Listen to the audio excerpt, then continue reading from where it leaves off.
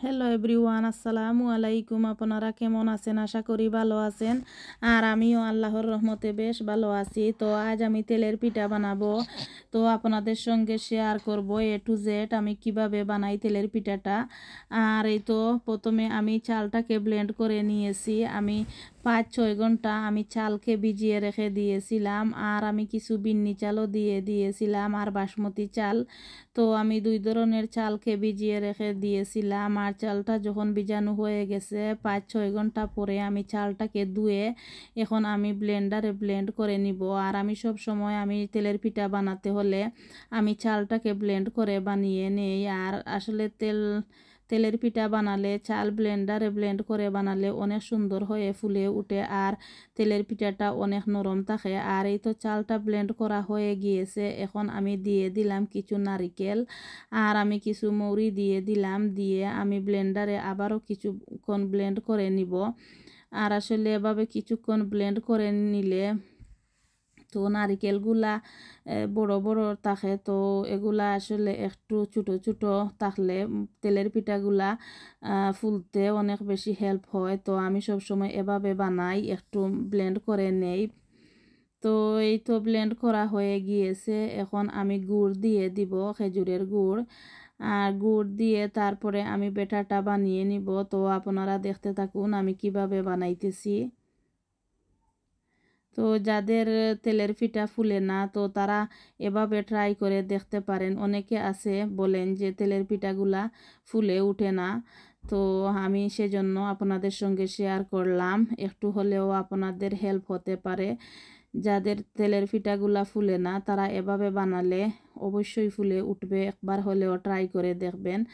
আর আমি কিছু ময়দা এড করেছি আর আমি একটু দুধ দিয়ে দিলাম। দিয়ে হ্যান্ড ব্লেন্ডার দিয়ে আমি ব্লেন্ড করে নিয়েছিলাম। পরে হাত দিয়ে মাখাতে আমার কাছে অনেকটা কষ্ট লাগে, তো সেই জন্য আমি হ্যান্ড ব্লেন্ডার দিয়ে ব্লেন্ড করে নেই। তো আপনারা চাইলেও এভাবে হ্যান্ড ব্লেন্ডার দিয়ে মিক্স করে নিতে পারবেন। তো তেলের পিঠাগুলা আসলে অনেক সুন্দর হয়ে ফুলে উঠে। এই তো মাশাআল্লাহ আমি তেলের পিঠাগুলা দিয়ে দিলাম। আর একসঙ্গে আমি কতগুলা তেলের পিঠা দিয়ে দিয়েছি, কারণ একটা একটা করে তেলের পিঠা বানালে অনেকক্ষণ সময় লেগে যায়। তো সেজন্য আসলে আমি একই সঙ্গে কয়েকটা দিয়ে দেই, দিয়ে করে নিলে আসলে অনেকগুলা বানানো যায়। আর এই তো আমি একটু লাল লাল করে তেলের পিঠাগুলা ভেজে নিয়েছি। আর আমি আসলে একটু লাল লাল করে তেলের পিঠা ভাজলে আমার কাছে খেতে অনেক ভালো লাগে।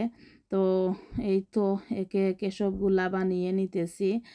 আর অনেকে বলেন তেলের পিঠাগুলা ফুলে উঠে না, আর আমি আসলে ফুলার কারণে তেলের পিঠাগুলা উল্টিয়ে দিতে পারছিলাম না। আমি এই তো চামচ দিয়ে চেপে ধরেছিলাম তেলের পিঠাগুলা উল্টানোর জন্য। তো এই তো মাশাআল্লাহ তেলের পিঠাগুলা অনেক সুন্দর হয়ে উঠেছে। তো আপনারা চাইলেও এভাবে বানিয়ে নিতে পারবেন। আর আসলে আমি শুকনো চাল দিয়ে তেলের পিঠাগুলা বানাই না, আমার কাছে ভালো লাগে না, আমি এভাবেই বানিয়ে নেই। আর সব সময় আসলে তেলের পিঠাগুলা বানানোও হয় না, খাওয়াও হয় না। তো আমি আসলে যখন বানাই তখন আমি এভাবেই বানাই, আমার কাছে এভাবে বানালে অনেক ভালো লাগে। আর এই তো আমি সবটুকুন এভাবে বানিয়ে নিতেছি। তো ভিউয়ার্স, যদি আপনাদের কাছে আমার ভিডিওটি ভালো লাগে তাহলে আমার চ্যানেলটি সাবস্ক্রাইব করে আমার পাশে থাকতে পারেন। আর আপনারা যারা আমার চ্যানেলটি সাবস্ক্রাইব করেছেন আর আমার পাশে আছেন, আমাকে সাপোর্ট করতেছেন, সেজন্য আপনাদেরকে অসংখ্য অসংখ্য ধন্যবাদ। আর আপনারা একটা লাইক দিবেন প্লিজ, একটা লাইক দিয়ে আমার ভিডিওটি দেখা শুরু করবেন।